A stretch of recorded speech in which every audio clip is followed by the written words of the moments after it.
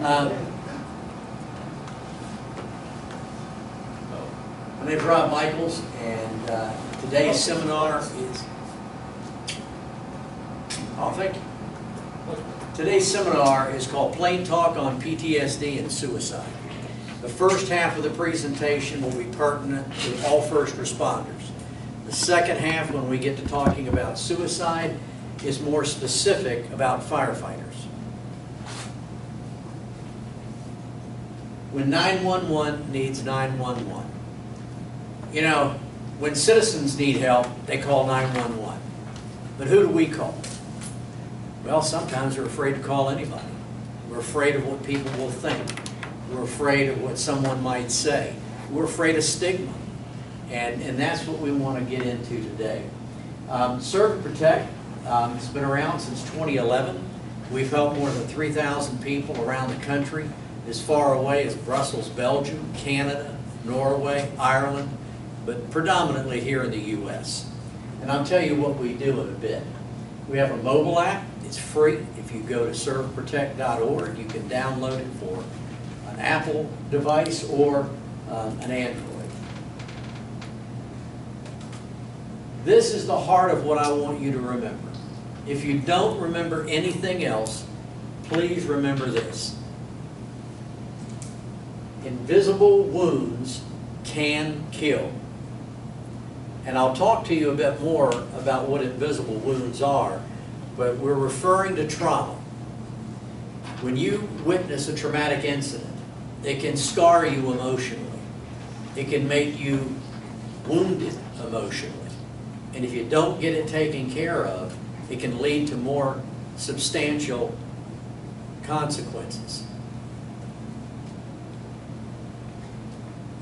I'm the founder of Serve and Protect, the CEO. I was an MP with the 229th Military Police Battalion. I was a detective with Norfolk Police. I'm a chaplain with the FBI, state chaplain for the FOP. And I do these seminars, and the rest is just stuff that, you know, is there. This is another important slide. You see that the trauma is over top of PTSD, because everybody's afraid of that term. It's a medical term, post-traumatic stress disorder. I disagree that it's a disorder. I've talked with psychiatrists. In fact, I met with 3 of them at Vanderbilt. They worked on the same floor as my wife as a nurse. I told her that if I wasn't out of their meeting in 1 hour, call the police because they're holding me against my will. They got to know me. But the point is, emotional wounds are the result of traumatic incidents. They leave emotional scars, and they can be treated. That's the key to this whole thing. Trauma is nothing more, PTSD is nothing more than trauma. Post-traumatic. It's after a trauma, you have stress. That I agree with. I don't agree that it's a disorder that is permanently scarring. We're brothers and sisters in arms. That's who we are. We are by first responders, for first responders. When you call that crisis line, you will get either an active or a retired first responder, either law enforcement or firefighter. We've got those all on our call center. Now we're going to go over some statistics. Every 17 hours, a law enforcement officer commits suicide. Now, that's the best number I trust. One other number is 3 to 5 times the number of violent line-of-duty deaths. There's one organization that says it's no different. It's the same as everybody else. They do their research by the GBY method. Google, Bing, and Yahoo. By their own admission, they have a 38% margin of error. Now that's like saying, I'm going to drive to Chicago and see my daughter, but if I end up in New York, I'm fine. Their statistics are wrong. Their research is flawed. The every 17 hours was done by Dr. John Larned, who served with the Behavioral Analysis Unit of the FBI until he retired. I happened to meet him at Quantico when I was up there for 2 weeks. I wanted to know if he was still in the area. They said, yeah, across the hall, he's teaching a class. I said, is that a good number? He said, yes. Now here's the thing. Firefighters have better numbers than law enforcement, and we'll get to that on the second half of the presentation. People in law enforcement administration will complain about this number, but I'll tell you what they won't do. Fund the research to find current statistics. They don't want to know, is my opinion. 75% of police have been divorced at least once, 87% of firefighters.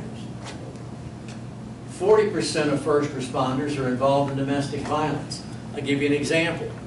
Out in San Francisco, they elected a new sheriff. A couple of weeks later, police were called to his home and he was arrested for domestic violence. His wife said, oh, it wasn't domestic violence, he was just shoving me around. Well, don't tell a police officer that here in Tennessee, because the minute they are called to a domestic violence situation, somebody's going to jail. It's that simple. That's the law, and it's to protect the innocent spouse. 85% of first responders and 35% of dispatchers experience some symptoms of post-traumatic stress. Now, I'm telling you it's 100%, and I'll get into why I believe that, but you can't unsee what you have seen. My example would be this. When I started out as a rookie, we got a call. There was an accident on Tidewater Drive. Somebody ran into one of the big aluminum poles about this big around. They had been to see the Funkadelics, and they were messed up. I mean, when we cracked the window to get in, I almost got stoned. I mean, it was that bad. But the point is, we arrived on the scene, 6 people in the car, female in the front seat. Her legs were crushed by the engine that invaded the passenger compartment. The other 5 people, 5 guys, had their heads back and their eyes open. It snapped their necks on impact. They were dead instantly. Now, for somebody that never seen anything like that, that was pretty traumatic. I had a Marine as a field training officer. He'd been around for a while, had the little teeny mustache, and had the stogie, and had the aviator sunglasses. Dave Thacker. We went back on patrol because who came to help us? Paramedics, fire department, did a great job. Paramedics made one mistake though. As we went back around, I looked and said, there's a blanket left on the ground. He said, well, go get it. So I grabbed the blanket, and guess what was underneath? A body. And so David got on the radio, and you see, this is how twisted we are. I mean, you get to the point after a while, some things are funny, some things you believe are funny. He got on the radio, and he said, Rescue 5, and they responded. He said, you left a blanket out here. They said, well, can you throw it in the trunk? He said, sure, what about the body? Well, you can imagine how that went over. But the point being, he had been around this so long it didn't even bother him. Me, that was brand new. The last fatality I was involved in, I was a detective driving down 26th Street to Colley Avenue. I looked up, there was a car spinning on its hood. Over to the right was a Volkswagen crushed against the telephone pole. I went to the Volkswagen first, and there was an 18-year-old college freshman who breathed her last breath as I stuck my head in that window. Now that's a sound I will never, ever forget. Driver of the vehicle crawled out, laughing. He was drunk. I guess I effed up. I was furious. I pulled my nickel-plated Colt 38 Detective Special and stuck it in his ear. I said, but you never will again. By the grace of God, I did not pull that trigger. And by the grace of God, there were no cell phones back then, because somebody would have had my picture doing that. But the point being, you get to the point in the job where when you see people do stupid things, you get angry about it. You just wonder. I worked with a guy from Cookville, a police officer. I went to see him at Vanderbilt. He pulled up on a fire, and he was the first one there. He ran in, elderly couple, inside the house, sitting in chairs with oxygen tanks beside them, smoking cigarettes. It blew the top of their head off. It makes you angry that people are so stupid. They don't look at the sign on the canister that says, do not smoke. But they do it anyhow.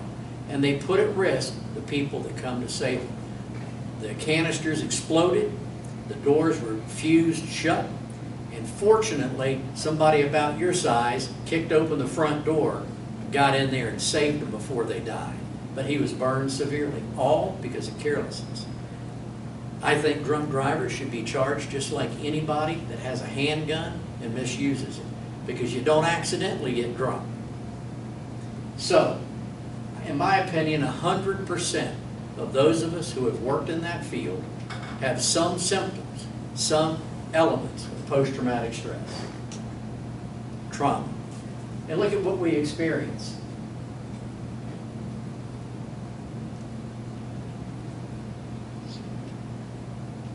These are things you're all very familiar with. When I do corrections seminars, they're very familiar with that. Because from time to time, they have to cut people down from the bars. You guys see hanging victims. There were a couple in Franklin where one girl jumped off of a deck that had about a 12-foot back to it. Another guy strapped himself onto a utility truck and hung himself off of the rails. That's in Chicago. How would you like to fight fires when the building's frozen?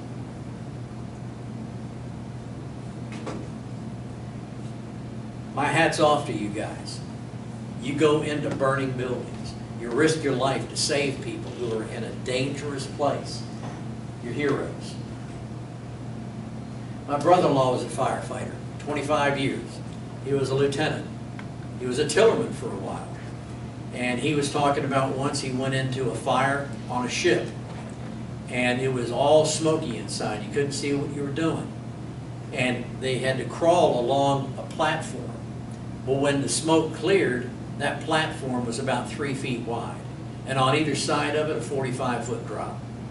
He had no idea what was available. Now, there are some other things that you might not know about.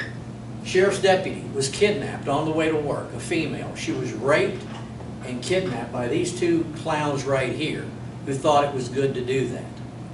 Do you think she experienced trauma being a deputy? Anyone.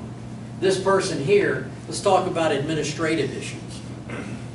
This woman here is the head of the Citizen Review Board for the Chicago Police Department. Anybody got a complaint, they go through her department. She thinks it's a good idea to remove the signature line from complaint forms because it might be emotionally stressful for a complainant to sign a complaint against a police officer. It might be more than they can bear. It's ridiculous. In other words, you can file a complaint anonymously instead of giving the officer the right to face their accuser. Generally speaking, most of those complaints are nothing. So an officer's career can be ruined anonymously. This is great. County executive. 41 deputies resigned on one day, on a Friday. Why? Because on Monday the retirement system was going to change. They went into the administrator, said, well, if that's what you're going to do, see you later. All 41, one day. How do you think they felt about losing 41 deputies? That's a hit for anybody's department. San Jose officers living in RVs outside the department. Why? Because they're forced to work 17-hour shifts. This doesn't just happen in law enforcement. How many times do you hear about firefighters that are understaffed, yet they have to still do everything they're called upon to do? The Ferguson Effect. Police officer was beaten with her own weapon because she was afraid to draw it after all the attention was given to Ferguson, after all that was said about Ferguson. The South Carolina chief was charged with murder in a shooting. I know about this one because I helped the chief out. And I was contacted by the Law Enforcement Legal Defense Fund, who was helping him legally. I helped him from the chaplain's point of view. This is a chief that was trying to arrest a man. He reached into the vehicle to get him out. The van took off, dragging the chief down the street. He shot the man. He was cleared local, state, and federal of any wrongdoing. 3 years later, Ferguson happened. Darren Wilson was exonerated. Prosecutor in that town said, I can do better than that. He arrested the chief for murder 3 years after the incident, after being cleared. At the end of the day, the chief was found guilty of a misdemeanor. What that means is there was not one shred of evidence to convict that man. His career was ruined. He lost everything he had, lost his home, lost his job, lost his money. All because you had a prosecutor that wanted to make a name for himself. The Ferguson riots. Can you imagine what would have been like to be a firefighter or a police officer in Ferguson when you're told to back off and stand down, to give people room to riot? That's what the mayor told them to do. Just give them, get back, don't get in their way. And this lovely young lady here, she was the prosecutor for Baltimore. She specifically asked police to investigate the drugs and crack down on them at the specific location where Freddie Gray was apprehended. She ordered it. Freddie Gray dies. She decides to charge the police. All 6 people that were charged were exonerated in a court of law by a judge, African-American judge, who has tried police and convicted them before, and he said there was no evidence that should have been brought before his court that was sufficient to warrant anything. He completely cleared them. She is under investigation now by the Bar Association for malicious prosecution. Now, this is a sweetheart. Big Bird de Blasio. He's addressing a police recruit class, graduates, and he tells them they're going to be facing stressful situations. He says when you face that stressful situation, man with a knife, man with a gun, whatever it is, the best solution is to close your eyes and count to 10. Yeah. How do you think that's going to work out for him? 2 Boston officers shot. The ambush in Dallas. The Ferguson Effect again. Houston is talking about getting rid of their pension plan. 124 officers are saying if you do, we're out of here. This is a good one. 9 police officers in one town, the entire police department resigned. Why? Because they would only buy 1 bulletproof vest. This shows you how stupid administrations can be and the problems they can cause. I don't know how that works. Hey, John, I'm in a shootout over here. Would you mind bringing that vest over? No, man, I'm at lunch. I mean, that's ridiculous. Gangs making threats. Baltimore officers shot. Ambush shootings of police, the highest in decades. Last year, 134 officers were killed in the line of duty. 64 of them were by gunfire. A third of that 64 was by ambush. Lying in wait. Pigs in a blanket. The chants, the marches. Similar to that, what do we want? Dead cops. When do we want them? Now. What impact does that have? There was a man that was in that march, chanting that chant, drove home to Baltimore, got his firearm, shot his girlfriend, drove back to New York, and shot 2 officers. Killed them both. One of them, Lou, had just graduated from a chaplain school to be a chaplain with the department. Unbelievable. The prosecutor there that danced with Prince and said, we're going to get you justice, talking to the young people. Not now, justice isn't for any specific group. Justice is what? Blind. That's why you see the blindfold. Justice is equal. It is not to favor one group or the other. If a police officer does wrong, if a firefighter does wrong, you pay the price. But you don't favor a specific special interest group over police or firefighters just to get your own brand of justice. That's not justice. And this is a piece of art that was hanging in the halls of Congress. That's a police officer, a pig dressed like a police officer, with a suspect with his hands up from hands up, don't shoot. I want to make sure you all know this. That was never said. Hands up, don't shoot was a lie. The guy that said that's what happened recanted his testimony when he realized he was in a jam himself because he was there with him. By law, if you are involved in a crime and somebody gets killed, even if you're sitting out driving a getaway car, you are a confederate in the crime and guilty of murder, just as much as the person that pulled the trigger. No, that really didn't happen. So, what do we hear today? Still hear athletes, entertainers talking about hands up, don't shoot, because they don't want to believe the truth. How many veterans do we have in here? Thank you. You bring to the job other trauma, stuff that you've seen before you even got here. Veterans do double duty, and we get calls actually from veterans that are not in first responders because they don't know where else to turn. The VA's not doing their job. When they call, we help. We don't promote that that's what we do because we would be overwhelmed. We focus strictly on public safety. Now, I was teaching this little squirrel how to do assume the position. Actually, this is our mobile app. Like I said, it's free. Now, we're going to look at different categories of trauma and different reactions to it. Compassion fatigue, the cast iron shield, emotional desensitization, acute stress disorder, post-traumatic stress disorder, PTSD, delayed impact. Those traumatic calls never get to you, do they? You're a rock. You see, we're really good at putting a mask on. But what's going on inside? It's like a ticking time bomb.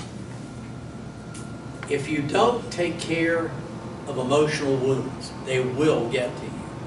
If you pull up on the scene of an accident, smoke coming from under the hood, doors locked, you break the window, you reach in to unlock it, and what if you cut your arm? Cut your hand? Well, you take care of it. You bandage it, you go to the hospital, you let them clean it, stitch it up. There's a protocol of follow-up to make sure it's healing properly. Make sure it's not infected. Take the stitches out. Make sure everything is properly done, because if you don't, if it gets infected, you can get blood poison, you can die, you can get gangrene. That's the extreme, but it can happen. But what if at that same accident, you look at the back seat and there's a child that wasn't buckled in properly and is dead from the impact? See, that's a whole different thing. We respond differently to children. It bothers us worse. We feel like they're absolutely innocent. They didn't even have a chance at life. Imagine what the first responders felt in Newtown. Imagine what they felt like in Manchester. All those children blown up with, they didn't do anything wrong. They were killed. And all of that carnage, kids. So, when that happens, that's an emotional wound. If you don't take care of it, if you don't go see somebody, it can become a scar. And that scar can keep getting worse. And it can keep bothering you. Essentially, when you do critical incident debriefings, if they're done properly, there's a protocol of follow-up.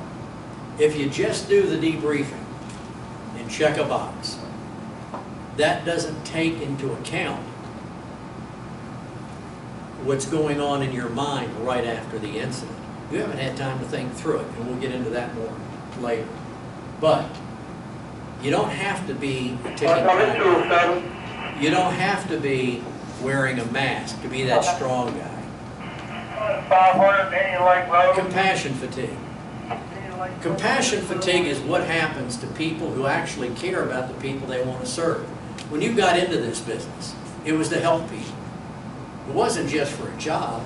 You could get a job anywhere. You chose this job because you want to be part of the solution. You want to help people in trouble. You want to save people's lives. But compassion fatigue is a state experienced by those helping people or animals in distress. Sometimes they can be the same one. It's an extreme state of tension and preoccupation with the suffering of those being helped. This is particularly true in corrections, for medical examiners. We just started working with medical examiners. They ask us to add compassion fatigue because they're the ones that take the phone calls from the families wanting the release of the bodies. But what if there's an ongoing investigation? They can't do that. Well, the family doesn't understand that. They get angry. They get yelled at. They deal with the family's grief. The same is true in corrections. You know, you go into a prison and you meet some 17, 18-year-old young person, and you think, maybe I can help turn their life around. But the more you try, the worse it gets. So finally, you just give up. Caring too much can hurt. When caregivers focus on others without practicing self-care, destructive behaviors can surface. Apathy, isolation, bottled up emotions, and substance abuse. Compassion fatigue is caused by empathy. It's caused because you have a good heart, because you care, because you want to do good. Compassion fatigue was often triggered by situations in which you believe that your actions would not make a difference. You've got to a point where you go, who cares? What difference does what I do make? I'm just one person, and it's not going to make anything better. The more I do, it just keeps getting worse. You can go into schools and talk about fire safety. You can go into homes and talk about smoke alarms, the importance of changing batteries. You can give seminar after seminar on fire safety. But then you go right back out, the very people that were there, the house catches on fire because they didn't listen to what you said. So after a while, you start thinking, why do I do this? What's the point? Experience problem with the system. Now, here's a good one. Not that you'd ever have any problem with the system here, but sometimes in some departments, administrative issues can be a nightmare. Case in point, Franklin, Tennessee. A former chief thought it would be in their best interest to go to 12-hour shifts. Well, what that meant was in 2 weeks he was going to make a change. Well, a 2-week window is not enough to change your part-time job, rearrange child care, coordinate with your wife's work, but that's what they had to do. Do you think that was stressful? Absolutely. 2 or 3 months later, they decided, you know what? This isn't working. We're going to go back to the old way. So now you got to undo everything you did. You know, it's like being in the Army where they tell you to do something when you're in basic training and they tell you to paint the rocks and line them up around the perimeter. They teach you to move different things and move them back again. Here's a good one. Brassoing the urinal to make sure it shined. Why? You just go pee in it because that's what I'm telling you to do. And personal issues such as inexperience or inadequate energy. Overlook serious symptoms. You may have something physically going on, but you're overlooking it. You don't want to acknowledge it. Here are some symptoms of compassion fatigue. Cognitive. Lowered concentration, apathy, rigidity, disorientation, emotional. You feel powerless, have anxiety, guilt. Maybe you feel guilty because you don't care anymore. Behavior. You might start acting out, getting angry, having rage. Spiritual. Everybody has a spiritual side of their life, even if you don't follow a particular faith pattern. But you start questioning, if God was real, if God's there and He cares so much, why has He let this happen? How many times do you hear that from people? You know, that's the excuse that is given. If there was a God, there would be no fighting in the world. You hear that. Or somatic. That's the physical effects that it takes on you. You might be tired. You might just feel weak. Authentic and sustainable self-care begins with you. Now, I can't say that enough. Nobody else is responsible for your care. You've got to take care of yourself. You've got to be responsible for your own emotional and physical well-being. Be kind to yourself. That sounds silly, doesn't it? Be kind to yourself. Well, sometimes you can be awful hard on yourself. You can blame yourself for things that aren't your responsibility. Go out and see a movie. Buy a shirt. Do something nice. Go for a walk in the woods. Enjoy yourself. Enjoy life just for a little bit to kind of release the tension. Enhance your awareness with education. Perhaps learning more about the job might help. Sometimes you might feel inadequate. And that's on there too. Accept where you are on your path at all times. You know, suppose a supervising surgeon is supervising an intern and he walks away and goes to smoke a cigarette, goes to the bathroom, comes back, patient's dead. Whose fault is that? Well, the intern's going to blame himself. I should have known better. I learned this stuff. But why was the supervising physician supposed to be there? To watch for the mistakes. And you know what? As you learn about your job, supervisors sometimes take their eye off the ball. It's not your fault if they don't watch and help you correct a mistake. It's your fault, but not solely your fault. Understand that those close to you may not be there when you need them most.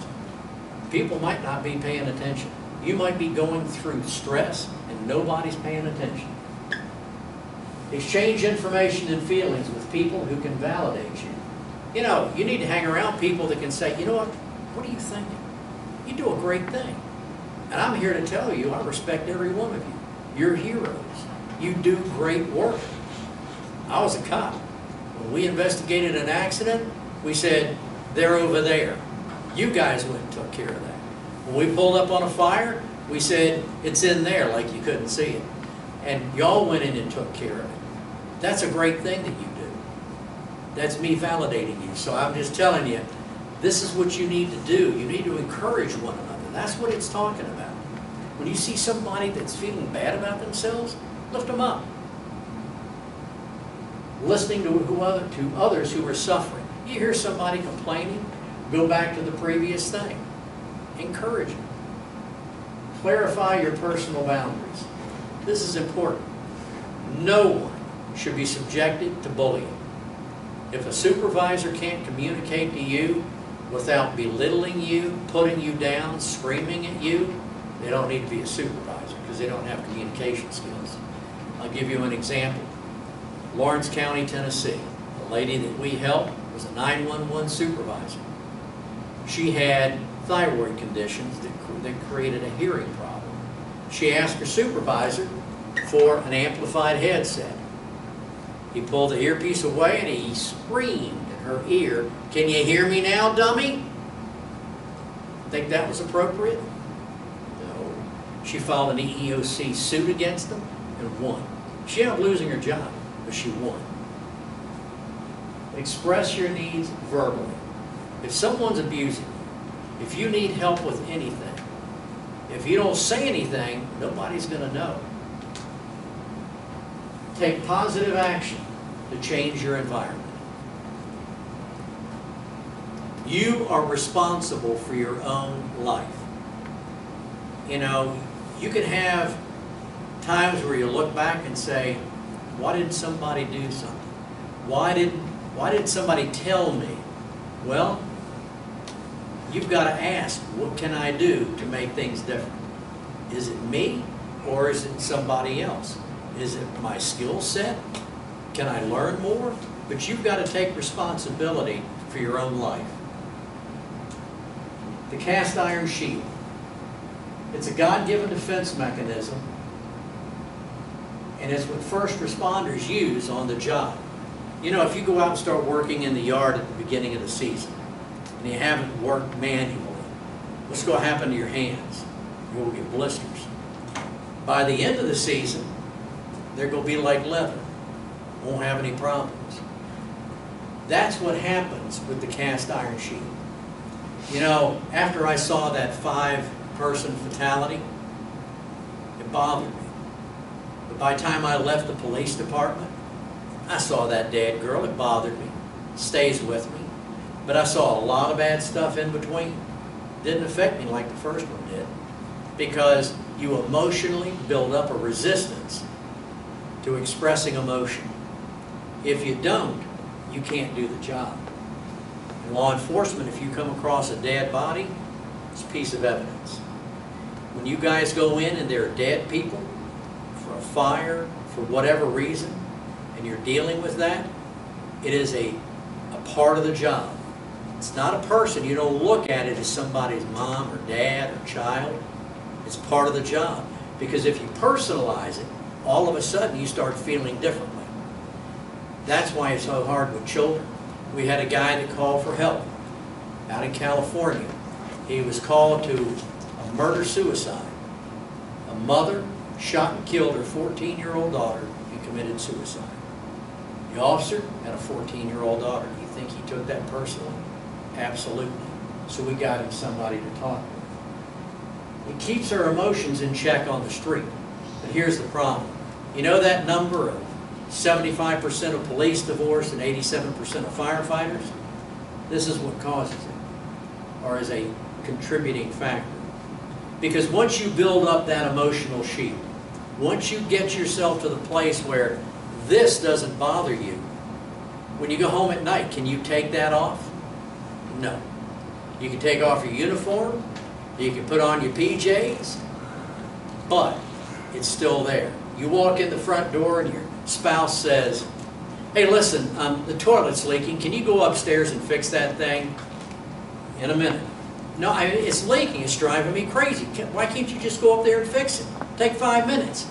Well, you've had a bad day. She'll know that.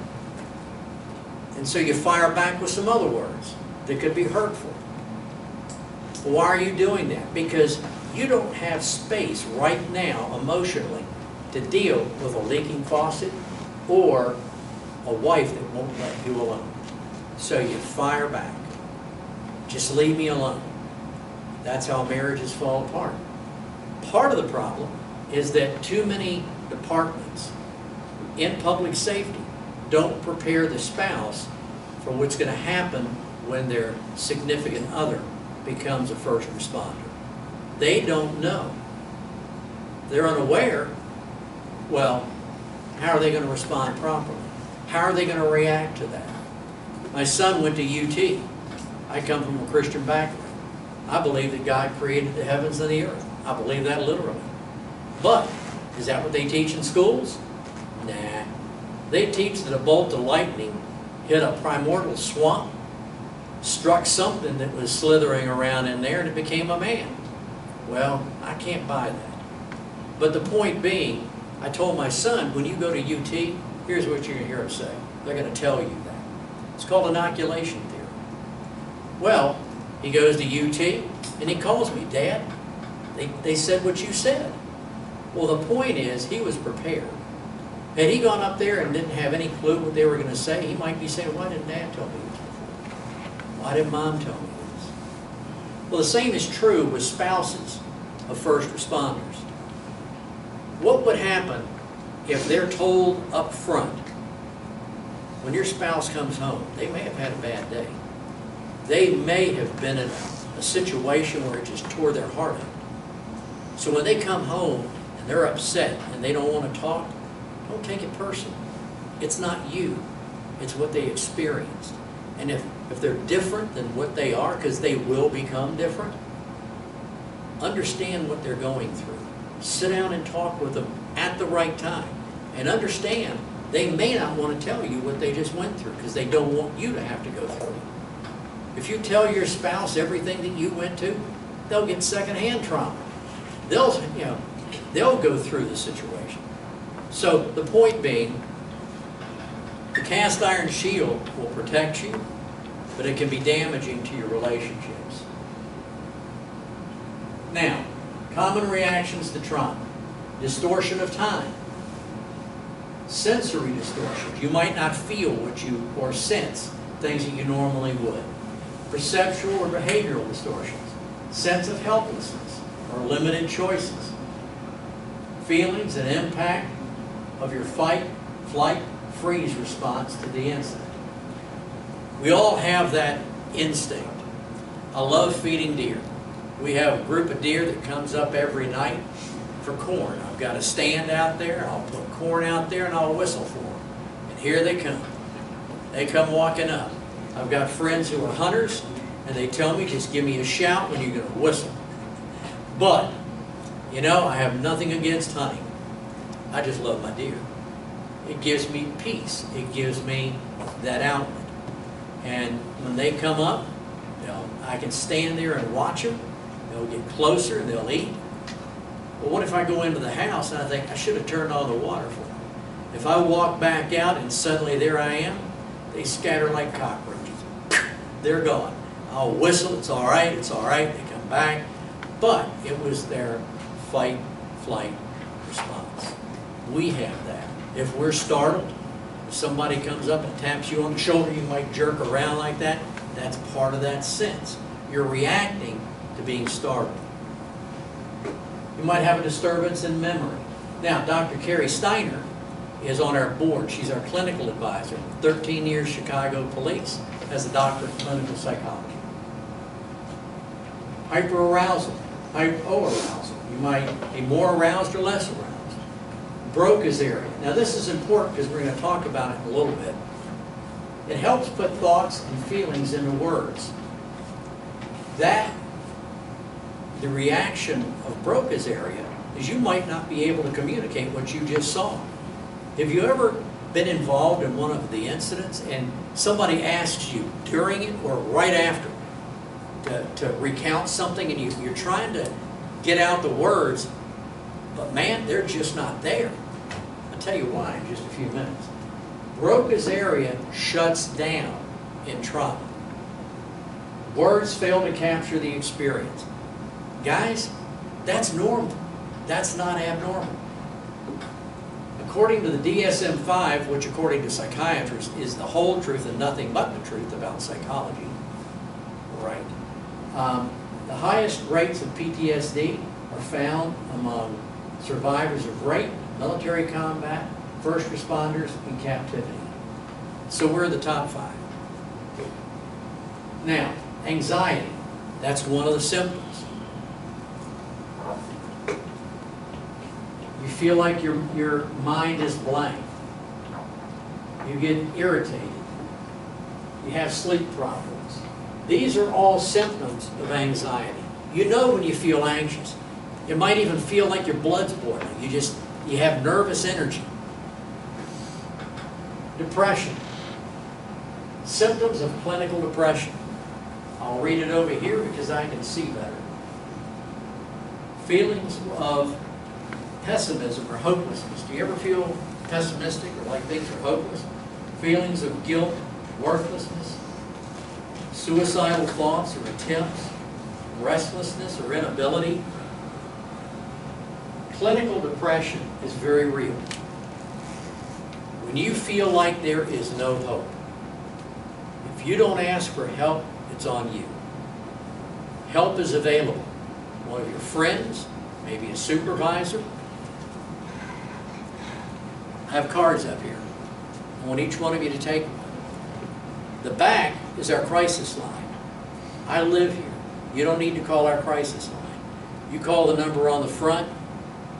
I'll either talk with you, come meet you, or do what is necessary to help you out of your funk. But that's what we do. That's why I'm here. We are a resource for you 30 minutes away. Depending on the situation, I could be here in 20 minutes. Pre-trauma risk factors. Family instability. Maybe you grew up in a home that's dysfunctional. If you look under dysfunctional family in the dictionary, you'll see pictures of my family members. It was a mess. I'm going to tell you this. My dad divorced my mom at 9 months old. He remarried a few years later, and her name was Butch. And Butch was a terror. I thought pool was a contact sport until I was 15. I got hit with pool cues and dodged pool balls. Coat hangers were an enemy. So, I mean, Mommy Dearest has nothing on me. But the point is, I got help. I had people to talk with. I had people that cared. And for me, I had a relationship with God, and that spared my life. Multiple early losses. family history of psychological issues. My daughter got her doctorate in clinical psychology. I said, you not only know I'm messed up, but you can prove it. Multiple early losses. Now, a loss can be many things. It could be from a divorce. It could be the death of someone you cared about, a parent, a grandparent. It could be a dog. You know, somebody might, if you lose a dog, a pet, and a parent or somebody that you respected, say, get over it. It's just a stupid animal. That cuts deep. That hurts. It's a loss. Genetics. Maybe there's a history of response. Trouble with authority. Absence of social support. You know, isolation doesn't help anybody. And too often, police and firefighters, we only want to hang out with their own kind. We just hang out with other guys that know what we're going through. But if you don't have a social circle, the Rotary Club, I belong to the Rotary Club. I go hang out on Fridays with veterans at Costco in Franklin, Tennessee. If you're ever in that area at 11 o'clock on Friday, stop in and say hi. I mean, we've got guys there from World War II. I love talking with those guys. Got my church group. I teach Sunday school a lot. So there's an outlet for me. But what outlet do you have? Who do you hang with? Do you break out of your circle so you can get new ideas and thoughts? Earlier depression or anxiety? Early substance abuse? Ineffective coping skills? What is PTS? I refuse to say D. Well, I've said it, but I don't like the D. Post-traumatic stress disorder is a mental health condition that's triggered by a terrifying event, either experiencing it or witnessing it. Now, 1963, does anybody remember what happened? John F. Kennedy was assassinated. I was in, I forgot what grade, I was 13 years old, whatever grade you're in at 13. At Coleman Place Elementary School, they said, we're canceling the rest of the day, go home. Went home, turned on the TV, and here it was. They had captured Lee Harvey Oswald. They were bringing him out in handcuffs and leg chains, and here comes Jack Ruby. Walked right up to him on live television. Bang! Shot him right in the gut. On live TV. I'd never seen anything like that. I just saw a human life ended. Now, did I care that he got shot after assassinating the president? It's a whole different thing. The point is, I saw it happen. You can witness a trauma. You can witness an accident, and it still affects you. You may experience that same trauma. You may be involved in it. Now, number 2 is important. It's a normal reaction. Trauma is a normal reaction to an abnormal circumstance or experience. The T in PTSD is trauma. That's the big issue. PTSD can happen if you don't deal with that trauma. It's a normal reaction. It's an emotional wound. Many people develop mental disorders other than PTSD, and we're going to go through those. The DSM-5 expanded the criteria for PTSD. You might have reoccurring or intrusive thoughts. Maybe from time to time, an incident you were involved in keeps popping up in your mind. Drives you crazy. You wish you could forget about it. Avoidance. Maybe there's some things you avoid. Maybe there was a street that incident occurred on. You're not going down that street. You'll go around the block to avoid going down that street. Negative alteration in cognition and mood, or a marked alteration. In layman's terms, when somebody is engaged in or witnesses a traumatic event, the incident first processes to short-term memory and in time to long-term. For some, it gets stuck. For example, a year from now I'm going to eat at Arby's. Maybe, if I'm up this way. You come into Arby's to grab a sandwich and you see me sitting there, you go, hey, I remember you, you're the guy that did that seminar. Well, it's not like for that year, you're going, a stupid guy that did the seminar, I can't get him out of my head. I hope you're not affected with that. That would be a terrible thing. But the point being, that's the difference. If you go through a traumatic experience, if you work an accident, if you work a fire, and it just continues to bug you, that's when you need to ask for help. There are some that don't bother you. You never think about it again. That's normal. It processes the long-term memory. We had a guy that called us, Chicago PD, SWAT commander, involved in a lot of SWAT actions. Retired, was going to go to work with a smaller department. They still wanted him to have a psychological evaluation. So they sent him to this shrink. What does the guy do? Oh, so you were a cop? Yeah. You were SWAT? Oh man, what was that like? How many people did you kill? What do you think that did to his mind? All of a sudden he's going, he doesn't want to talk about that. But the guy probes. Tell me about it. Tell me about one of your incidents. He left there and started crying. He couldn't stop. And he called. He said, I can't handle this. I got him with a therapist that is a trauma therapist, because that's what we do. Somebody that understood his job so they didn't ask the stupid questions. Tell me what your job's like. You don't need to talk to somebody like that. So he went through the help, recovered well. He's doing great. But somebody pulled a scab off those memories. You say they were in long term, and they'll stay there unless somebody messes with them.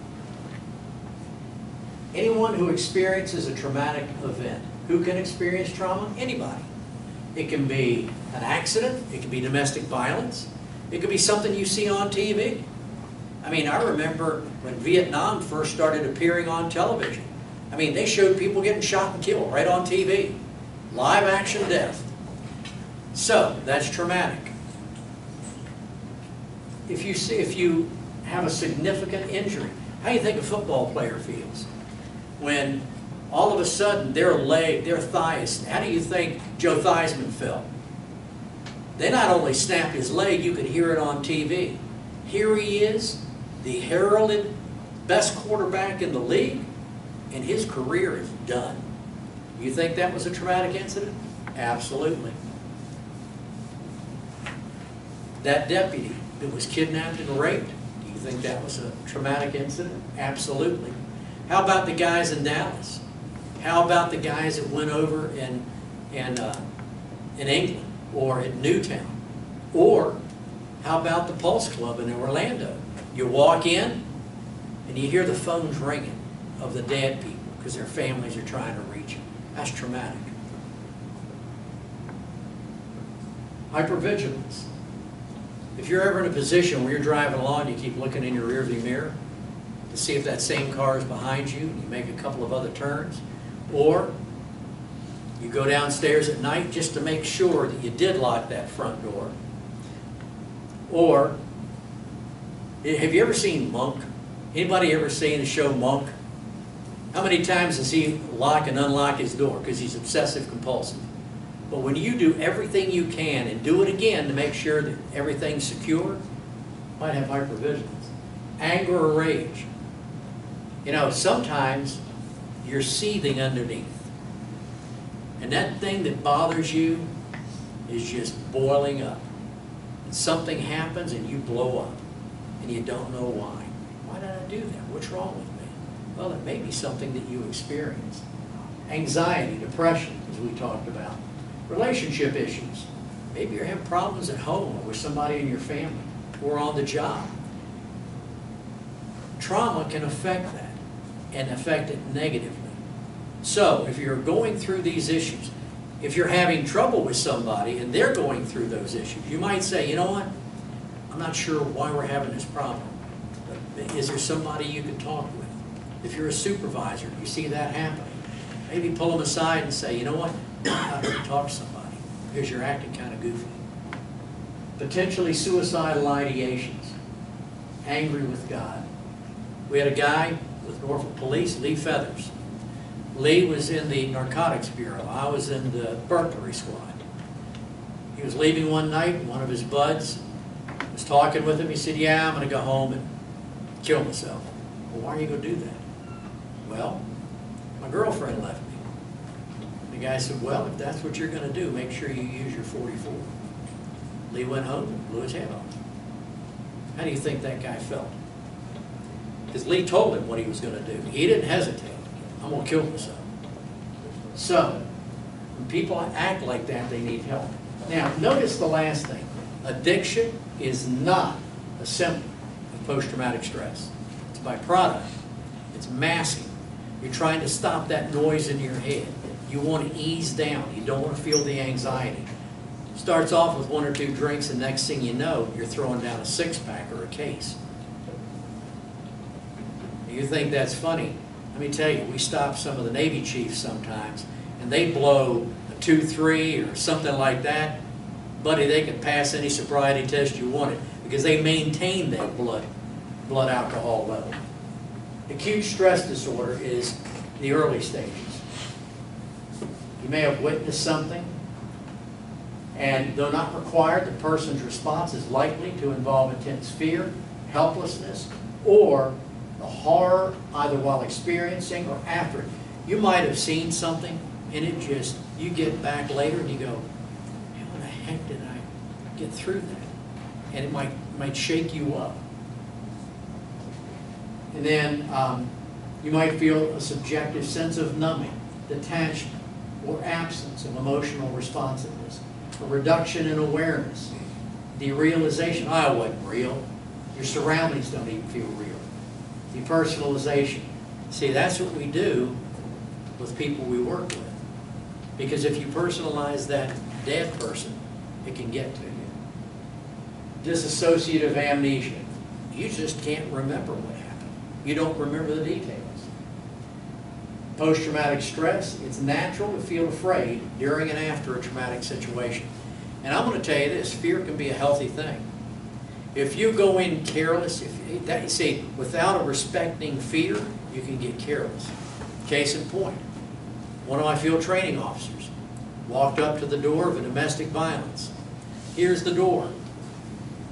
He walked up. Guess what happened to him? Got shot right through the front door. The way we're taught to do it is step to the side, knock on the door. This guy was a good officer, very good. But when you get lax, when you don't have your best game on, when you're not on your A game, you can get hurt. You're careless. And you know what? Fear helps you stay from being careless. I remember getting a call. Well, we had roll call, and they said, somebody said they're going to kill a cop tonight. Didn't have a partner. So I get a call, and it's in a bad neighborhood. I pull up in front of the house is dark. Still got to go knock on that door. Knocked on the door, nobody home. What do you think my mind felt? This is the one. So, I backed away from the door, I drew my weapon, and I walked back to the car with my hand on the trigger. Now, had I just walked up and said, screw it, it's just a bad call, that could have been the one. But I had my head on a swivel. I was watching to make sure this wasn't the one. I got in my car, I wasted no time in leaving that neighborhood. That's healthy fear. And it's a typical reaction meant to protect a person from harm. The split-second changes in the body, it's the fight or flight thing. It keeps your senses aware and sharp. Nearly everyone will experience a range of reactions after trauma, yet most people recover naturally. Post-traumatic delayed expression. Now this can happen after a period of time. This happens with veterans. You know, I remember during the Vietnam era when some of the veterans were coming home, one in particular, a guy's walking through a park, he stepped on a branch and it triggered something because he had been in Vietnam. And the last time he heard that branch snap like that, it's because Charlie was coming up behind him and he spun around and killed the guy. He did the same thing here in the States. Not because he was angry at the guy, but there was somebody behind him. He stepped on that thing and it triggered that response and he spun around and killed him. It was just a traumatic response. During the interval between the trauma and delayed PTSD onset, some symptoms are likely to occur. Delayed PTSD can be explained from pre-existing trauma-related and post-traumatic factors. With acute stress disorder, it happens pretty quickly. And when you go to see a therapist and it starts being resolved quickly, it's generally acute stress disorder. But if it continues to persist over the first 6 months of an incident, it's likely post-traumatic stress. Now, that doesn't mean that you're bad. It doesn't mean that you're weak. It's a normal reaction. You're just going through the normal response. Delayed reaction just means it happens later. What causes it? Not all who experience the same traumatic event develop PTSD. But constant exposure can develop some symptoms and create battle fatigue, where you just feel worn out. In Nashville, 5 guys were involved in a shooting, 5 police officers. One of them got significant PTSD, was diagnosed and told he should not be doing that job. Went before the disability board. Disability leader says, now, when you joined the police department, did they not tell you that you might have to shoot somebody? Well, yeah. It's not PTSD, it was just part of the job. You think there's a difference between knowing you might have to shoot somebody and having to shoot somebody? Absolutely. One is a maybe. If you do it, you deal with the consequences. And here's the reality. How many of you saw Dirty Harry? A lot of you. Remember the scene where he's eating his hot dog, he hears the bank alarm, he's holding his hot dog, he walks over and he shoots the guy and finishes his hot dog? No. When police officers have to shoot somebody, they're humans.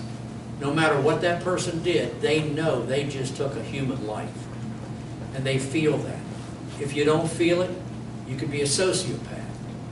Because if you don't care about human life, there's something wrong with you. Police officers who ended up having to take a life struggled with that. There was a special on many years ago, the Golden Badge. And this lady, police officer, shot somebody. They gave her a gold watch. And she threw it up against the wall because she was so angry that she had to do that. That's a normal reaction. Emotional trauma is a normal response to abnormal circumstances. I know I'm repeating myself, but I mean to. When you have that response, it's normal.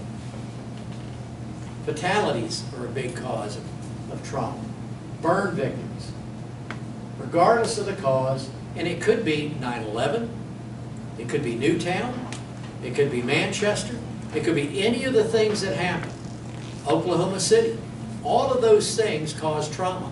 How many people do you think were traumatized watching TV after the first plane hit the tower? They're watching the news and they see a second plane coming. No, he's not going to hit that. Bam! Right into the second tower. And if they watched long enough, what else did they see? People jumping out of windows. I went to Quantico for a couple of weeks.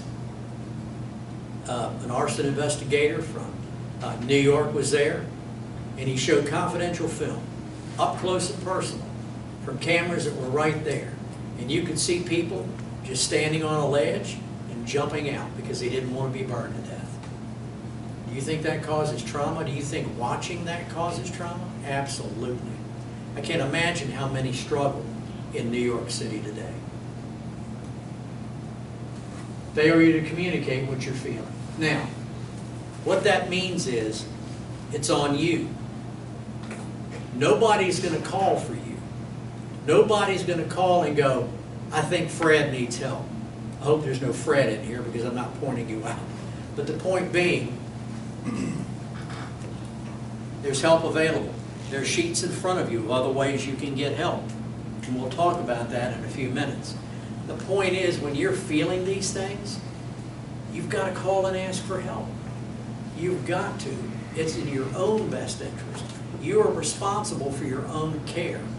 So if you're feeling trauma effects, please call and ask for help. It doesn't help anybody to go, I can handle this. No, you can't. It'll keep getting worse. Let somebody help you out. All first responders, dispatchers, and corrections officers experience traumatic events. We've talked about what can cause it. All are affected by trauma in some way that may harden emotional response. You get suspicious, cynical, hardened. Now, this is important. Trauma is cumulative. How many of you just been on one fire? No. Work one fatality. You don't, I mean, once you work one, they don't go, okay, you're done. You see a series of these things. It's ongoing. I talked to one state trooper. He said he had worked well over 100 fatalities. He'd seen a bunch of dead people. That's cumulative. What public safety deals with is cumulative, more than one incident. When you experience the trauma, we're going to get into left brain, right brain now. Your left brain functions defer to your right brain. Your left brain, and this is important, processes detail, specifics, and is not reacting to the traumatic event. You're deferring to your right brain, which is your survival mode. Left brain, logic, verbal, detail. And the right brain, the big picture, observation, shapes. It's also where training is housed. When you respond to your training. Right side is intuitive, emotional, visual, spatial, tactical. During trauma and flashbacks, the right side activates and the left brain deactivates. You're in survival mode. Left side is executive functioning. In a traumatic experience, reaction may be automatic and not recalled clearly. When you go into a fire, you don't walk in going, okay, first I've got to do this. Second, I've got to do this. You don't go step by step like it was in the academy. It's become second nature. You go in and do your job. That's because you're functioning with your right brain. In a traumatic situation, it's not uncommon to lose control of your bowels. That's, you know, nobody would admit it, but that's the case. Now here's an example. A police officer in Chicago gets a call. Go up to the L train because there's a man with a gun. Gets on the platform, he looks, sure enough, guy with the gun. He yells at the guy, tells him to put the gun down. He hears a gunshot, he fires his weapon. What he didn't know was the guy was killing himself. The point being, he fired his weapon. Shoot team comes in, says, all right, how many times did you fire your weapon? Once. How many times did you fire your weapon? He knows something's wrong. One time. Why? We're going to ask a third time. They sat him down. They had his weapon because that's what they do. They take your weapon. They had the magazine in one hand and the weapon in the other.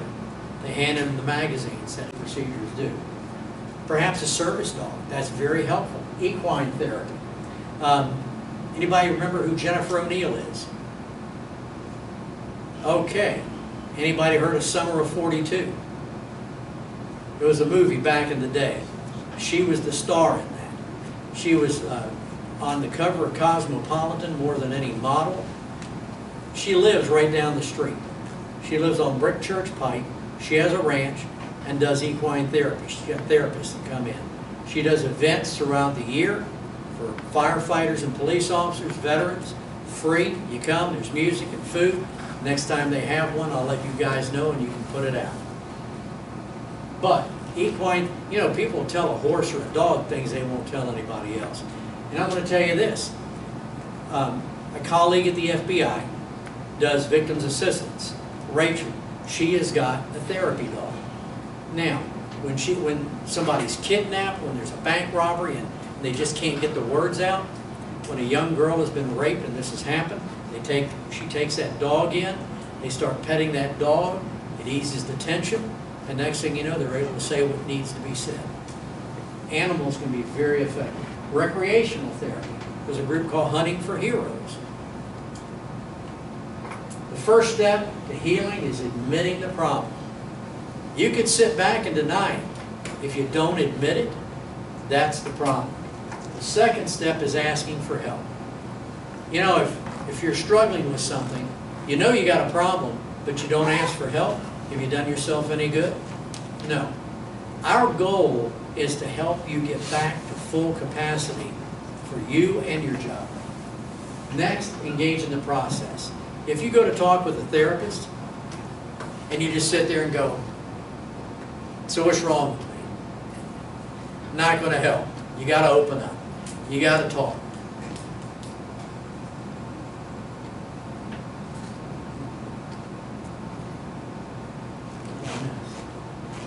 Oh, I already said this. Okay. Addiction is not a symptom, but it's a byproduct. And it may not be substance abuse. It might be porn, gambling, extreme exercising, extreme sports, affairs, or other things like that. I did one seminar and a guy spoke up and said, have you been following me? It all begins with a call. That's our crisis line number. You can call it 24/7. It's manned by first responders or retired first responders 24/7. As I told you, take one of my cards. My office number is on the front. Feel free to call that. Now, what you see above the water is not nearly what you see below the water. What people see when they walk around and see you is your mask. It's what you want people to see. When the Titanic passed that iceberg, they thought they were safe because the iceberg's over there. What they didn't see is beneath the surface, because there was a part of that iceberg that slit the side of that ship and sunk the unsinkable Titanic. 3 things I'm going to leave you with in this segment. Proper nutrition, exercise. You got to take care of your body, because you know when you get a cold and you don't feel good, you just can't think straight. The same is true if you don't eat right, if you drink a lot, if you take narcotics. You got to learn to rest and relax. You've got to learn to decompress. You've got to get by with a little help from your friends. Joe Cocker had it right. You know, you've got to talk with people, get involved in a social circle, get beyond the circle you normally deal with. For me, I'm a Christian. The Bible had it right. Be transformed by the renewing of your mind. All of this begins right here. You've got to admit it, you've got to act on it, and you've got to cooperate. But it begins in your mind to be different. And for me, everybody has a soul. And you know, it's that part of you that you get that gut instinct. That probably wasn't a good thing to say. I probably shouldn't have done that. I probably shouldn't have watched that. But everybody has that part of them that is their soul. It's the place where you can find trust and security, strength for tough times, and peace. Now, to wrap up the PTSD section, the Americans with Disability Act gives you rights. Now, this is important right here. Again, I'm going to get over here where I can read it. What if my mental health condition could affect my job performance? I'll give you an example. Deputy down in a southern county got a call. My husband's going to kill me. Dispatcher sends him out there. No backup, closer than 30 minutes away. He hears her screaming, "Don't kill me, don't kill me." He runs in the door, and there's the husband with a weapon. Turns and shoots him here and here. Not good. He returned fire and killed the husband, saved the woman's life. He got a medal from the governor. Now, oddly enough, they said we don't have any. After he healed and was dealing with the PTSD, he wanted to come back to work. Do you have a desk job? Do you have anything I can do? We don't have anything. We don't have any light duty for you. He just wasn't allowed to come back. Next thing you know, 18 months later, he gets a letter in the mail. Dear Deputy, we regret to inform you that your service with our department has been terminated. Now here's what's going to be funny. Because of injuries sustained in the line of duty. They actually put that in writing. You can't do that. They can't do that. Well, he sent me a copy of the letter.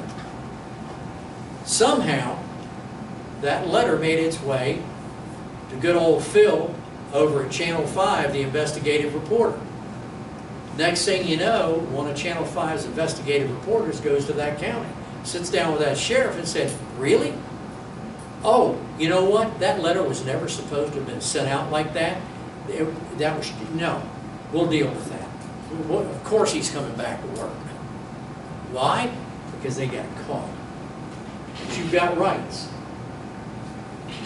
Now, if you're injured, if you can't come back to your normal duties, the department is required by law to find a reasonable accommodation. Now that doesn't mean you can just come back and sit and watch TV and be present. You have to do something functional. So they have a right to a reasonable accommodation, but they've got to make that effort. Now, this is talking about bullying and so forth. What if you're being harassed because of your condition? What if somebody is saying to you, "You're just not coming back because you're weak. You're a sissy. You just can't do this." Is that appropriate? No, it's not. Nobody has the right to belittle you, to criticize you in that way, make fun of your disability, because sometimes post-traumatic stress can become a disability. If it's significant enough and you just cannot do the job, you can qualify for disability. Now,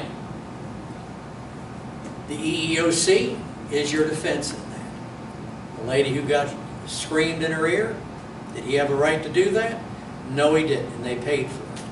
So nobody is allowed to bully you or demean you because of any condition. This is what we do, and now we're going to transition into the suicide side of it. Once again, that's my back office. These are, it's our mobile app, available on serveprotect.org for free. We've seen some of these statistics every 17 hours. Firefighter suicide is skyrocketing. Police and firefighter suicides can show up as murder-suicide, suicide by purpose, intentional auto accident. You might have somebody that just wants to die. They're on duty. All of a sudden, they're in a chase. Nobody else sees the suspect, but they lose contact with the department. People go look for them, and there they are wrapped around a tree. Could be they kill themselves. Or they step in front of a perpetrator who has a gun, and they're slow on the draw, and they get shot. Or they run into a building and make sure they don't come out. Suicide is no respecter of rank. Now, by the years, this is from the Firefighter Behavioral Health Alliance. I want you to look at this. The blue is from 1800 to 1999. I want you to look at the yellow, the lighter blue, and the rose. 2014, 2015, and 2016. 117 suicides in 2014. 136 in 2015. 2016, 135. So far this year, 31. Now, I support the findings of this organization. Jeff Dill actually calls and verifies every suicide that is reported, every suicide that he can uncover, to make sure that what he's reporting is real. Unlike the people that do it by the GBY method, and if it's not on Google, it doesn't exist. We know that not to be true. Some departments want to cover up suicide because they're embarrassed. And I'm going to say this. If a person commits suicide, what was he the day before? He was a hero. What was he the hour before? Anybody would have called him a hero. Then after it happens, sometimes people don't even want to admit they did it. Sometimes departments don't want to admit it happened. Sometimes, and this is what I said in the beginning, if you don't get post-traumatic stress treated, if those emotional wounds are allowed to fester, You can get to a point where you feel like life is not worth living, nobody's talking with you, and you want to end it all. That's not excusing it. I'm just talking about reality, what can happen. That's why you've got to call and ask for help. Okay, let's look at the ages of those who commit suicide. So in blue, we've got 17 to 30. That would include some volunteers. 31 to 40, that's even higher. Yellow, 41 to 50, on up there. And 51 to 60, not quite as high. But look at all the suicides from 17 to 60. What that tells me, that is the age group that encompasses most people that are still on the job. You know, that means you've got to be on guard for yourself and for others. Now, this should alarm you. Suicide active versus retired. Blue is retired. Red is active. That means the preponderance of suicides of firefighters is people who are still on the job. Now, people that are retired may never have gotten help, and part of the problem, who are they when they retire? Not a firefighter anymore. They're just some guy that used to be a firefighter. And they can feel like nobody cares about them anymore. But for the large majority, it's people that are on the job. How do people kill themselves? Firearms is the #1 cause, followed by hanging. And overdose is third. This is shocking. 104 suicides in 2014, 87 line-of-duty deaths. 104 suicides, 87 line-of-duty deaths. 2015, 68 suicides versus 49 deaths. Look at the disparity between how people are dying in the fire department. Suicide is by far the largest killer. Suicidal tendencies among firefighters. This is from the IAFF Treatment Center. I'll go back over here where I can read again. 46.8% of firefighters had suicidal thoughts or ideas. Look around the room. I mean, some of you guys have considered this. 19.2% of firefighters made plans to commit suicide. 15.5% of firefighters made an attempt, tried but failed. And 16.4% of firefighters harmed themselves but did not commit suicide. Most firefighters will recall with ease at least 3 horrific emergency calls or tragic events. I'm sure you guys can recall even more of those, but at least 3. 1 in 5 firefighters and paramedics will suffer from post-traumatic stress in their career. I'm telling you that's a low number. I'm telling you that all of you have some symptoms from time to time. It doesn't have to be constant. You can have periodic episodes, nightmares, sleeplessness, things that bother you, anxiety or depression. Firefighters with PTSD are 6 times more likely to commit suicide or attempt suicide. I believe that.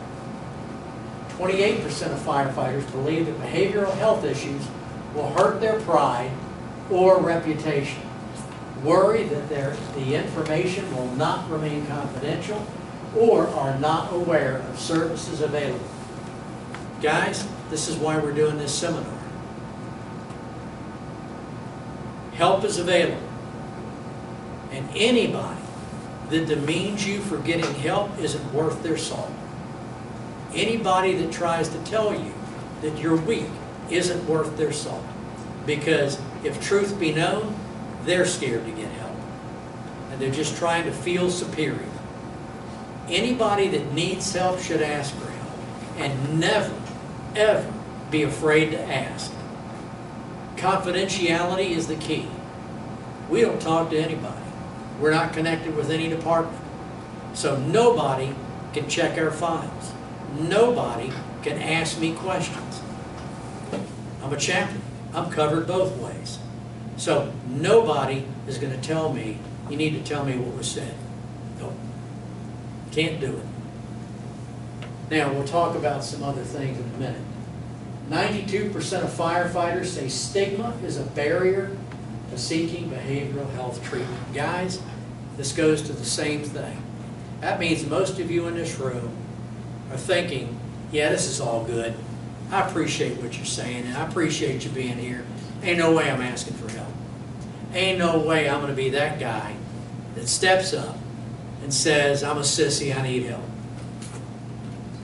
The strongest men in the world can struggle emotionally. Does not matter. Getting help for emotional stress is the right thing to do, and it takes a strong man to do it. The weak man is the one that's afraid to get help and afraid to ask for it. Doesn't mean you walk around with PTSD stamped on your forehead, because it's all private anyhow. You just ask for help, we make it happen. Now, those that didn't ask for help, here's some of them.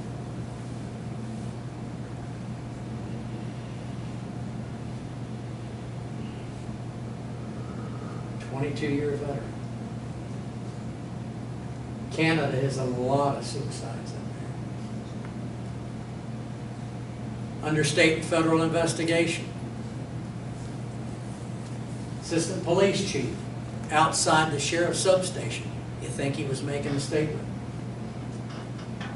This one in particular is troublesome. This guy, does anybody remember this incident? All of a sudden you hear a news report. Police officer has been shot dead, and law enforcement is looking for the suspects. He goes to an abandoned area where nobody is around. He puts out a call for help. He's in pursuit of 3 people on foot. No more communication. They go to his location. He's laying dead on the ground. His weapon's laying over here. They have no description of the suspects. They call in everybody. Local, state, federal, helicopters, dogs, the whole 9 yards. Spend hundreds of thousands of dollars. Days go by. All of a sudden, it's called off. Why? His police chief failed to mention something. He was under investigation. The Explorer post that he was working with, the police explorers, was short on money. Some of the explorers said there was some inappropriate touching going on. All of a sudden it shifted from a homicide investigation to suicide. He killed himself, shot himself with his own weapon, underneath his bulletproof vest from the side. His wife and son were implicated in the situation too. Police chief shoots himself just after being suspended. Fire chief dies by suicide. He put a PTSD Facebook post online and decided it embarrassed him, and he killed himself. Chattanooga police lieutenant shot himself in front of his ex-wife's house because she wouldn't answer the phone. More officers die from suicide than shootings and crashes. We just saw the statistics for firefighters. By far, suicide is the greatest killer. Michigan deputy kills wife, and it appears to be a murder-suicide. New York police officer found dead in a patrol car. Prison guard, after a riot, killed himself. Let me just say this. I bet you haven't heard about this. Remember the riot in the prison about 2 months ago? 3 officers in that prison committed suicide. Bet you didn't know that because they didn't report it. That same time period, a deputy over at Davidson County Sheriff's Department committed suicide. Corrections officer commits suicide. Firefighter commits suicide while on duty. This pretty young lady was cyberbullied. We've seen too much of that. People that have been bullied on the internet and they feel so poorly about themselves they commit suicide. That poor young lady was bullied to death. This guy was pretty proud of his body. Posted it on the internet. He got so harassed by it that he killed himself. Co-worker of a slain guard commits suicide. Another firefighter suicide days after arrest. Don't buy the lie. These are some things that you might hear or might think if you're contemplating it. My family will be better off without me. The insurance will give me financial relief. No one cares. No way out of my circumstance. There is no hope. No one can help me. I will be better off dead. I can tell you right now, there is not one family whose significant other committed suicide that would go, man, I'm glad he did it, at least not in the first responder circles. There may have been issues. I know of a family that we helped after the significant other committed suicide. The wife wanted to commit suicide. Called me laying on the grave of her husband saying she was going to kill herself. So I talked with her and I said, let me ask you this. What do you think is going to happen to your 4 children? One of them attempted suicide, more than once. Here's some of the things to look for. If people are talking about suicide, they're interested in doing it, seeking other lethal means. If somebody's saying, you know what, if I wanted to shoot myself, what would be the best thing to use? Or if I wanted to kill myself, if you were going to kill yourself, would you use a gun or pills? There's somebody considering it. Preoccupation with death. No hope for the future. If you hear somebody going, my life sucks so bad, I just can't see any reason to go on. And self-loathing and self-hatred. Getting their affairs in order. All of a sudden somebody, who's your life insurance with? I'm thinking about buying some life insurance. It's out of the blue. Well, you might want to just engage them in conversation. It could be just they want to buy life insurance. It could be something else. Or if they say, does your life insurance cover suicide? That's a clear signal. Self-destructive behavior. They start isolating themselves. Or when somebody's considering suicide, you might not even know it. They may have already made their plan, made their decision, and they're just hunky-dory. All of a sudden, they're at ease. Everything's all right because they've made the decision. Sometimes you can throw all of these out because there are some people that commit suicide, you never see it coming. It just happens. And it could be spur of the moment. Now, when you need help, of course, peer-to-peer, talking with one of your friends, talking with somebody else in the job is a good thing to do. Sometimes guys think, oh, I can't talk to anybody. I mean, they may be up for a promotion along with me. And, you know, what's going to happen if he spills the beans that I'm beating my wife or addicted to drugs? We have peer advocates. If you call our number, if you don't need a therapist, you just need somebody to talk with, we've got people for you to just talk with, peers. Employee assistance programs. Not everybody trusts them. There are instances where that confidentiality has been violated. The chaplain. You got 2 sitting back there. Talk to them. That's their job. That's what they're there for. And they're there just to be there. You knowing that they're there makes you more at ease. Now, what we do is education. What we're doing now. I do seminars all over the area. I'm doing 17 for Davidson County. They videotape one. It's on the internet right now. Everything we do is free.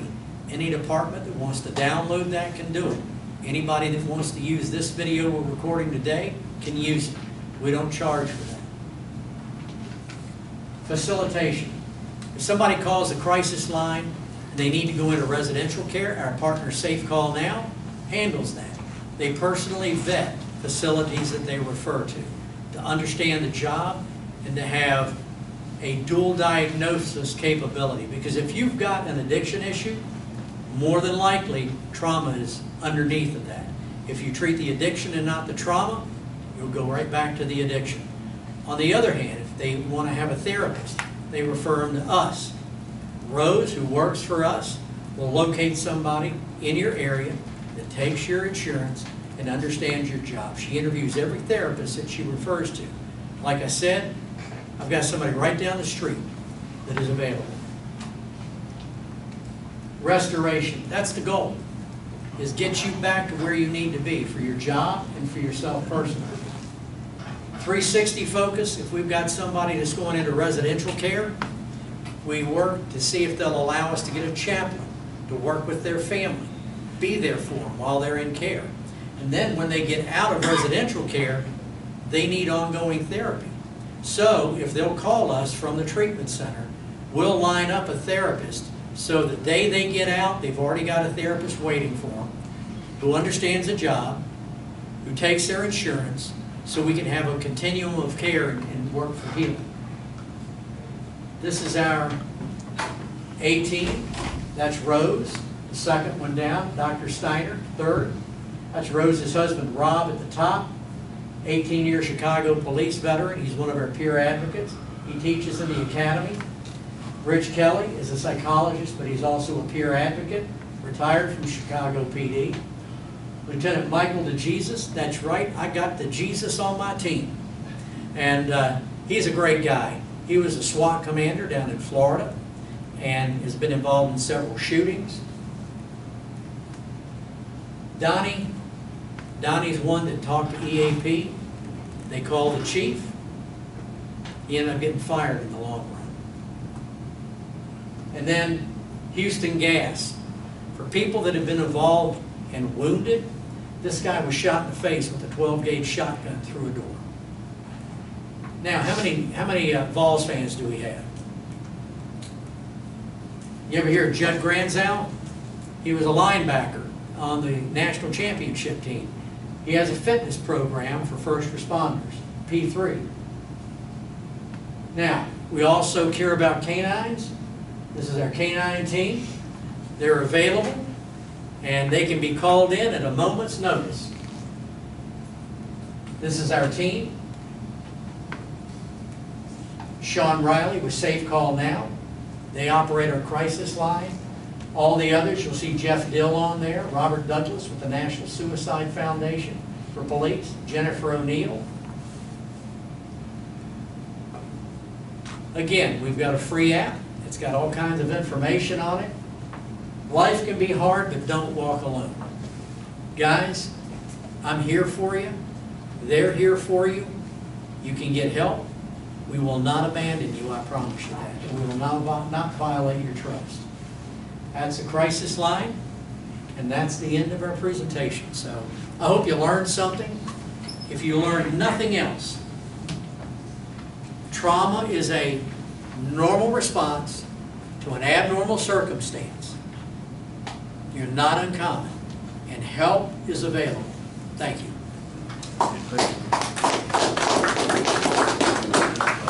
How many rounds are still in your magazine? He had fired 7 rounds. Why? Why couldn't he remember it? He was operating out of right brain. What are they told to do? When you shoot, do you shoot to wound? No. You shoot to neutralize the threat, period. How many rounds does it take? Doesn't matter. However many rounds it takes to put the threat down. Now, they didn't understand why he couldn't. They thought he was lying. The fact of the matter is, the left brain wasn't counting when he shot. He was just doing his job. That's what happens. Now, this is why it's important to wait 2 sleep cycles before making a statement if involved in a critical incident. For police officers, we tell them, call your FOP rep immediately. We'll get a lawyer out there, IFF if you're involved in an accident or whatever. You got to be careful what you say initially, because with the adrenaline pumping and all that's going on surrounding that accident, You might not say the right thing. You might not say what you intended to say. How many times have you seen people get caught on video? And a guy going, yeah, I shot that SOB. Well, how's that going to play in court? Keep your mouth shut. Wait 2 sleep cycles. Let your left brain catch up with your right brain. Remember, if you're not treated, it can become worse. It's normal and proper with treatment. PTSD can be relieved, changed, and healed. Here's what we do. We will locate a trauma therapist in your area. We've got one right up the street that we refer to. And she understands the job. She has helped public safety before. She practices both EMDR and rapid resolution. Rapid resolution is a clinical form of hypnosis, very effective in treating trauma. And EMDR is equally as effective. Why we refer to these procedures is because when you go in and sit down and talk with a therapist, first of all, you don't want them asking about the job. They need to understand it. Second of all, you don't want to sign up for talk therapy where for the next year you're sitting down talking about your feelings. You want somebody that can help you get to the core issues and relieve them. And that's what these